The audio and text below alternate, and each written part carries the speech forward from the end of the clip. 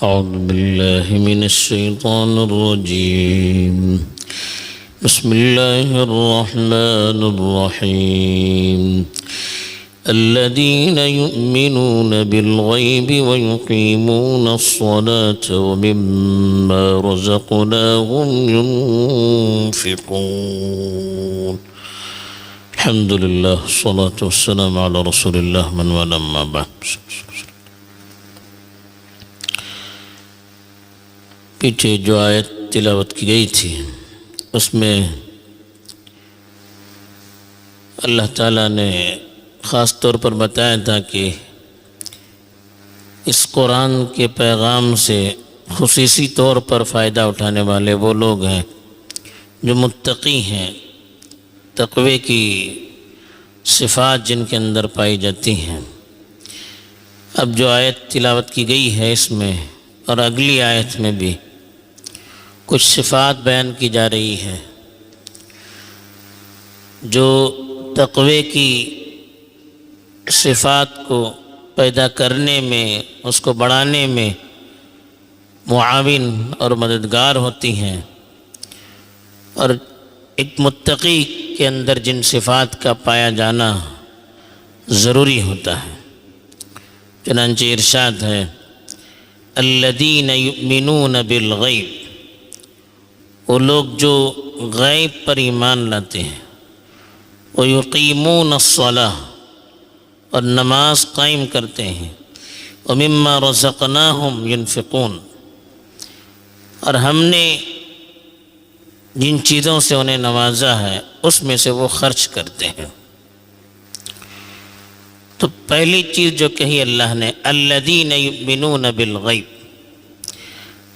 الذین کے معنی آتے ہیں جو، یؤمنون کا مطلب ہے جو تصدیق کرتے ہیں، ایمان لاتے ہیں. بالغیب کا مطلب ہے غیب، پوشیدہ چیزیں. یؤمنون بالغیب، پہلی جو صفت ان کی بیان کی کہ متقی وہ ہیں جو غیب پر ایمان لاتے ہیں. ایمان کا مطلب کیا؟ ایمان کہتے ہیں دل سے کسی چیز کی ایسے تصدیق کرنا کہ زبان اور عمل بھی اس کا ساتھ دے. ایمان امن سے بنا ہے، امن کا تعلق دل سے ہوتا ہے، دل مطمئن رہے، اس طرح سے تصدیق کرنا کہ دل اس پر پوری طرح سے مطمئن ہو جائے، دل اس کے سامنے جھک جائے، دل میں اس کے سلسلے میں کسی طرح کی کوئی کھٹک باقی نہ رہے، کوئی شک، کوئی شبہ، کوئی تردد دل کے اندر باقی نہ رہے، بلکہ پوری طرح سے دل مطمئن ہو جائے. اس لیے خاص طور پر ایمان کا تعلق ان چیزوں سے ہوتا ہے جو چیز دوسروں سے سن کر ہم یقین کرتے ہیں، وہ چیزیں جن کو دوسروں سے سن کر ہم یقین کرتے ہیں. ہم اپنی آنکھوں سے دیکھتے نہیں ہیں، ہم اپنی آنکھوں سے، کانوں سے سنتے نہیں ہیں، بلکہ کسی سے سن کر ہم اس پر بھروسہ کرتے ہیں، یقین کرتے ہیں، اور ہمارا دل اس کو قبول کرتا ہے. قرآن میں بھی اللہ تعالیٰ نے بتایا ہے کہ ایمان کا تعلق دل سے ہوتا ہے. چنانچہ سورہ حجرات میں ہے کہ قالت الاعراب آمنا، بدوؤں نے کہا کہ ہم ایمان لے آئے. اللہ تعالیٰ کہتے ہیں کہ قل لم تؤمنوا، آپ کہیے کہ تم ایمان نہیں لائے، ولیکن قولوا اسلمنا، تم یہ کہو کہ ہم اسلام لائے. اسلام کا تعلق ظاہری اعمال سے ہوتا ہے. اللہ کے رسول صلی اللہ علیہ وسلم کی خدمت میں حضرت جبرائیل جب حاضر ہوئے، سوالات جوابات ہوئے، تو اللہ کے رسول نے اسلام کے بارے میں سوال کیا، تو حضرت جبرائیل نے جواب دیا کہ انت شہد لا الہ الا اللہ وان محمد رسول اللہ، کہ اشہد لا الہ الا اللہ ان لا الہ الا اللہ محمد رسول اللہ کی گواہی دینا، پھر نماز قائم کرنا، زکوٰۃ دینا، حج، روزہ، اس کو بتایا کہ یہ اسلام ہے. اللہ کے رسول صلی اللہ علیہ وسلم نے پوچھا مل ایمان، ایمان کیا ہے؟ تو اس پر کان تؤمن باللہ و ملائکتہ و کتبہ و رسلہ والیوم الآخر والقدر خیرہ و شرہ من اللہ تعالی والبعث بعد الموت. یہ ساری تفصیلات بتائی کہ ایمان کا مطلب اللہ پر ایمان لانا،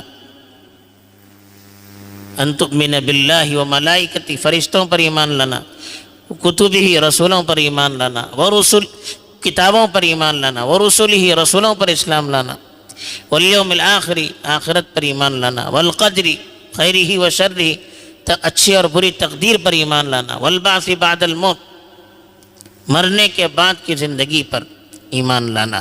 یعنی ان چیزوں کا دل سے یقین کرنا، اس پر مطمئن ہو جانا، دل میں کوئی کھٹک باقی نہ رہے، اس کو ایمان کہتے ہیں. اور غیب کا مطلب ہر وہ چیز جو ہماری آنکھوں سے پوشیدہ ہو. شہادہ کے معنی وہ چیزیں جو ہمیں نظر آ سکے، اور غیب کا مطلب ہر وہ چیز جو ہماری نگاہوں سے پوشیدہ ہو، ہمیں نظر نہ آ سکے. شریعت میں بھی غیب کہتے ہیں وہ چیز جس کو ہم اپنے حواس سے یا اپنے علم سے محسوس نہ کر سکیں، یعنی اپنے آنکھوں سے، اپنے کانوں سے، یا ہاتھ سے ٹٹول کر، یا خود سے تحقیق کر کے معلوم نہ کر سکے، اس کو غیب کہتے ہیں. غیب کا علم شریعت میں وہ معتبر ہوتا ہے جو ہمیں قرآن کے ذریعے یا رسول اللہ صلی اللہ علیہ وسلم کے بتانے سے معلوم ہو جائے، اور اس پر اسی طرح ایمان لانا ضروری ہے جس طرح سے ہمیں شریعت میں بتایا گیا. جیسے شریعت نے جو چیز بتائی ہے یا رسول اللہ صلی اللہ علیہ وسلم نے اپنی زبان سے ہمیں بتایا ہے، جس طرح سے بتایا گیا ہے اس کے مطابق ایمان لانا ضروری ہے. اپنی منمانی نہیں، اپنے خیال کے اعتبار سے نہیں، اپنے سوچنے کے اعتبار سے نہیں، بلکہ شریعت نے غیب کے متعلق جو باتیں کہی ہیں ان باتوں پر اسی طرح سے ایمان لانا ضروری ہے. اب غیب کیا ہے؟ وہی باتیں اللہ پر ایمان لانا ہے. اللہ کی بات، اللہ تعالیٰ کی ذات ہمیں نظر نہیں آتی ہے. فرشتوں پر ایمان لانا ہے، پرانی کتابوں پر ایمان لانا، رسولوں پر ایمان لانا ہے جو گزر چکے ہیں، آخرت پر، قیامت کے دن پر، مرنے کی اس بات کی زندگی پر، تقدیر پر، جنت پر، دوزخ ہے، قبر کے بعد کی زندگی ہے، قبر کے اندر کے مراحل ہیں. یہ وہ چیزیں ہیں جو ہمیں نظر نہیں آتی ہیں، جس کو ہم اپنی تحقیق سے، اپنی دانش تحقیق کر کے معلوم نہیں کر سکتے، بلکہ جب تک قرآن میں اس کی وضاحت نہ کی جائے یا رسول اللہ صلی اللہ علیہ وسلم اللہ کے حکم سے اس کو بیان نہ کرے تب تک ہم اس کو سمجھ نہیں سکتے ہیں. اور غیب کا علم ایسا ہے کہ اس پر پورے دین کا مدار ہے. جب تک غیب یعنی یہ دنیا میں ہمیں جو چیزیں نظر آ رہی ہے اس کے پیچھے ایک اور عالم ہے جو حقیقی عالم ہے، جو حقیقی ہماری زندگی جہاں پر ہونے والی ہے، اس عالم کا جب تک ہمیں یقین نہ ہو تب تک ہمارے دین کی کسی بات کا ہمارے دل میں وزن پیدا نہیں ہو سکتا. پورا مدار غیب کے علم پر ہے. جب تک غیب کے علم پر ہمارا ایمان دل سے نہ ہو، دل مطمئن نہ ہو، تب تک ہم مومن نہیں ہو سکتے. آخرت کے بارے میں ذرا سا کھٹک ہو جائے، مرنے کے بعد کی زندگی کے بارے میں کھٹک ہو جائے، قبر میں جو مراحل پیش آنے والے ہیں اس کے سلسلے میں کھٹک ہو جائے، اللہ کی ذات کے سلسلے میں، فرشتوں کے سلسلے میں کوئی کھٹک ہو جائے، کوئی بے اعتمادی پیدا ہو جائے، تو پھر ہمارا ایمان مکمل نہیں ہوتا. اور جب ایمان مکمل نہیں ہوتا تو ہمارا کوئی عمل اللہ کے یہاں قابل قبول نہیں ہوتا. تو اس لیے پہلی شرط یہی بتائی قرآن سے فائدہ اٹھانے کے لیے کہ غیب پر ایمان ہونا ضروری ہے. اس لیے کہ قرآن وہ بھی غیب کی باتیں ہیں جو اللہ کی طرف سے اللہ کے رسول صلی اللہ علیہ وسلم پر فرشتے کے ذریعے سے نازل کی ہوئی باتیں. جب ہم غیب پر ایمان نہیں لائیں گے تو پھر قرآن کی تعلیمات پر ایمان ہم کیسے لا سکتے ہیں؟ تو اس لیے ایمان کی بنیاد قرآن سے فائدہ اٹھانے کی بنیاد ہی ہے، انما تنذر من اتبع الذکر وخشی الرحمن بالغیب. کہا کہ آپ تو ان لوگوں کو ڈرا سکتے ہیں جو آپ کی نصیحتوں کی پیروی کریں، جو آپ کی نصیحتوں کو قبول کریں، اور وخشی الرحمن بالغیب، بن دیکھے وہ غیب کی چیزوں پر ایمان لائیں. اور غیب پر ایمان لانے کا نتیجہ یہ ہوتا ہے کہ دل کے اندر اللہ کا خوف اور خشیت پیدا ہو جاتی ہے. یہ غیب پر ایمان کا ایک نتیجہ ہے، ایک ثمرہ ہے. یہ کیفیت جب تک پیدا نہ ہو آدمی قرآن کی باتوں پر ایمان نہیں لا سکتا، اور قرآن سے اس کو فائدہ صحیح طور پر پہنچ نہیں سکتا. تو اس لیے غیب بندوں کے لیے، اللہ کے لیے کوئی چیز غیب نہیں ہے، اس لیے کہ اللہ کا علم تو ہر چیز پر حاوی ہے، اسی سے ساری چیزیں نکلتی ہیں، اسی نے ساری چیزوں کو پیدا کیا ہے. آسمان زمین کی ساری چیزیں اسی نے بنائی ہے، تو اس کے لیے کوئی غیب نہیں ہے. اللہ نے جو کہا عالم الغیب والشہادہ، کہ اللہ تعالیٰ غیب اور شہادہ، اندیکھی اور دیکھی چیزوں کے جاننے والے ہیں، تو یہ ہمارے اعتبار سے ہے کہ ہمارے لیے جو چیزیں غیب ہیں اور ہم جن چیزوں کو اپنی آنکھوں سے دیکھتے ہیں ان ساری چیزوں سے اللہ تعالیٰ واقف ہیں. یہ اللہ کی صفت ہے کہ ہر چیز جو غیب ہے اس سے وہ واقف ہے. باقی انسان جتنا بھی بڑا عالم ہو، غیب کی ہر چیز سے وہ واقف نہیں ہو سکتا. اللہ نے خود کہا کہ ان اللہ عنده علم الساعہ، کہ قیامت کا علم اللہ کے پاس ہے. ان اللہ عنده علم الساعہ وینزل الغیث، بارش وہی نازل کرتا ہے. وَيَعْلَمُ مَا فِي الْأَرْحَامِ، رحم کے اندر کیا کیا چیزیں ہیں وہ اللہ جانتے ہیں. وَيَعْلَمُ مَا فِي الْأَرْحَامِ وَمَا تَدْرِي نَفْسٌ مَاذَا تَكْسِبُ غَدًا، کسی کو پتہ نہیں کہ کل کیا ہونے والا ہے، یہ اللہ کا علم ہے غیب. وَمَا تَدْرِي نَفْسٌ بِأَيِّ أَرْضٍ تَمُوتُ، کہاں جا کے مرنا ہے کسی کو معلوم نہیں ہے، موت کہاں ہوگی کسی کو معلوم. یہ غیب کی چیزیں ہیں. رسول اللہ صلی اللہ علیہ وسلم کو بھی غیب کی اتنی ہی باتیں معلوم ہوتی تھی جو اللہ کی طرف سے ان کو بتائی جاتی تھی، اور انہی باتوں کو وہ ہم تک پہنچاتے تھے. تو غیب کا علم اللہ کے رسول کے لیے بھی ضروری ہے.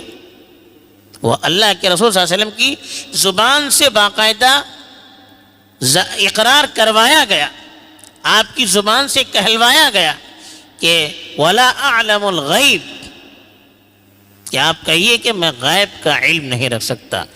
وَلَوْ كُنْتُ أَعْلَمُ الْغَيْبِ لَاسْتَكْثَرْتُ مِنَ الْخَيْرِ، اگر مجھے غیب کا علم ہوتا تو بہت سی خیر کی چیزیں میں اپنی طرف سے آپ کو بیان کرتا.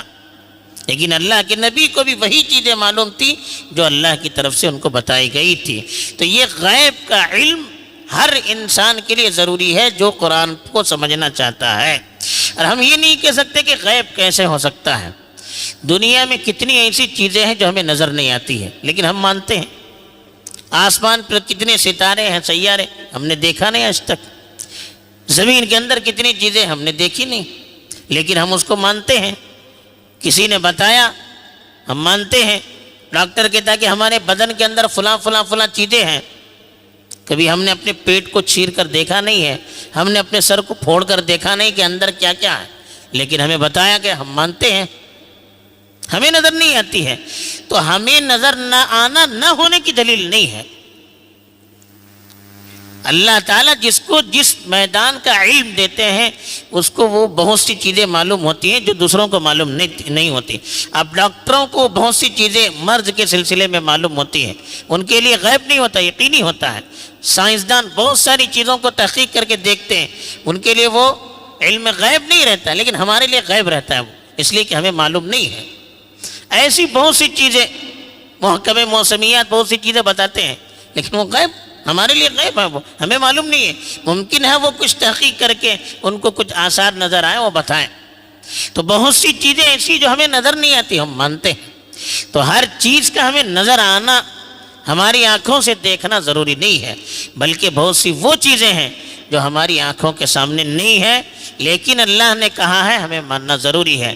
یہ دنیا میں اللہ نے جو ہمیں عقل دی ہے، آنکھیں دی ہے، کان دیے ہیں، ان کی صلاحیت اتنی ہے جو دنیا کی چیزیں ہیں. آنکھوں سے ہم دنیا کی چیزیں دیکھ سکتے ہیں، آخرت کی چیزیں اب دیکھ نہیں سکتے ہیں. کانوں سے دنیا کی چیزیں سن سکتے ہیں، آخرت کی چیزیں اس دنیا میں رہ کر سن نہیں سکتے. عقل سے وہ چیزیں سوچ سکتے جو دنیا میں ہمیں نظر آ سکتی ہیں. جو دنیا میں نہیں ہے اس عقل کے اندر اس کو ابھی سمجھنے کی صلاحیت نہیں ہے. آخرت میں جائیں گے اللہ تعالیٰ خود بخود صلاحیت دیں گے. تو اس لیے ہمیں سمجھ نہیں آتا, ہمیں نظر نہیں آتا, اس بنیاد پر ہم کسی چیز کا انکار نہیں کر سکتے. بہرحال یہ اللہ تعالیٰ نے پہلی شرط رکھی متقیوں کے لیے قرآن شریف سے حقیقت میں فائدہ اٹھانے کے لیے. اللہ تعالیٰ ہمیں اس علم کی حقیقت سے واقف کروائے اور ہمارے دل کو اس پر مطمئن کرے اور قرآن سے صحیح فائدہ اٹھانے کی توفیق دے. آمین. وآخر دعوانا